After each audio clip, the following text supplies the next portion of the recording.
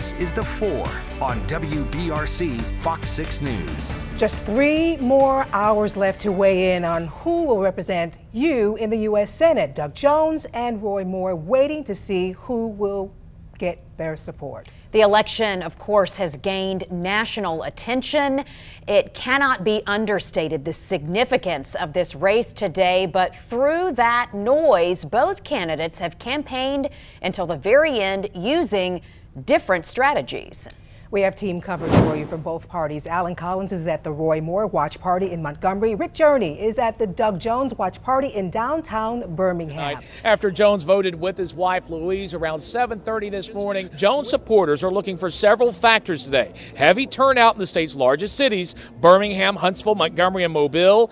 Heavy turnout among African-American voters, and inroads into areas considered moderate Republican places where Mitt Romney performed well in the 2012 state primary for president.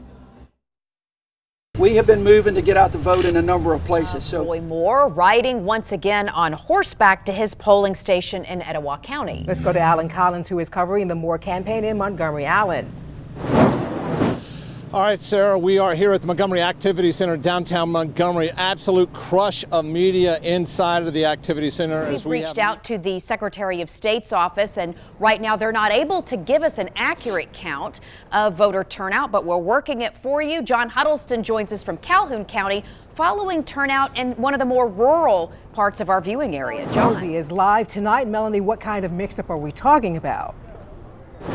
Well, Sarah, you know, it was concerned voters that brought this matter to our attention this morning. And Fox 6 News starts with You Decide 2017. A big race with national implications tonight, and it is a photo finish here. Tight race. Roy Moore leading Doug Jones 51 to 48%. Come in. The implications for this election cannot be understated. The eyes of the nation on Alabama tonight, and we are here with you right here on WBRC Fox 6 as these election results come in. Team coverage tonight. Lee County, traditionally a Republican stronghold. It's Jones that's apparently making the headway there. That is obviously a setback. This all boils down to geography and where those numbers are still out. And Rick, let's talk geography. This is why it is so close tonight and why it is too close to call. This is our brand new county by county map. We're debuting tonight on the WBRC Fox 6 News app. You can play along with me here at home. Pull this map up as we go through it and look at all of the blue counties here. Now, remember back in 2016, just last year, President Trump won this state by 28%. All of these counties were red except for Jefferson and the Black Belt counties here. So even within the most populous county in our state, still a lot of outstanding votes. Votes are out in Dallas County. We expect him to do very well in if tradition holds. But there are a lot more blue, light blue leaning counties tonight on this map than there have been on a statewide election in this state in at least a decade, if not more. So key tonight is geography. The population center is in Mobile, Montgomery, Jefferson, and Huntsville, Madison County. And again, Tuscaloosa, by the way. We still have a lot of boxes out in Tuscaloosa County. It's leaning Doug Jones, but a lot more votes to be counted there as well. So geography is going to play a big part, and we'll be tracking that for you. But razor thin margin here. Soon as that number hit the big screen, there was a roar in this room. All right, breaking news. The Associated Press has made a call in this race. They believe Doug Jones will win this Senate race, would be the first Democrat elected in this state to the Senate since 1992 when Richard Shelby did it, 2 years before switching parties. And Jonathan, it's worth noting the Associated Press is on an island right now, the only media outlet that has dared to make a call in this race. We're at 89% of the precincts reporting. Some big population bases still have multiple boxes out in Jefferson County, Mobile, up in the Huntsville area. So 11% of the votes still to come in. There you go.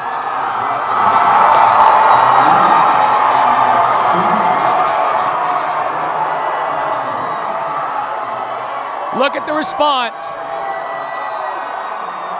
Lots of people are coming in here, but we still have not heard from the campaign yet.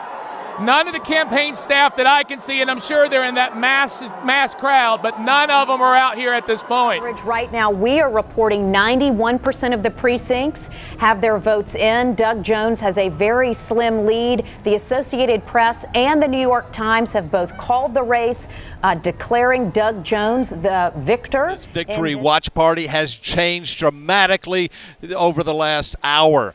This group was absolutely convinced they had this in the bank and they were going to win this race. Now it is incredibly quiet here. There's music playing in the background, but people are very somber. I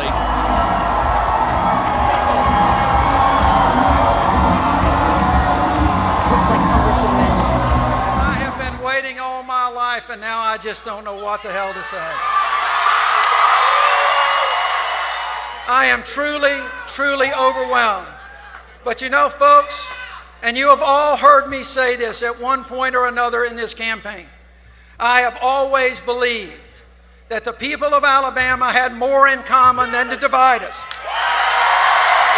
United States President Trump just weighing in on Twitter in the last 2 minutes, and I'm going to read it to you. He says, "Congratulations to Doug Jones."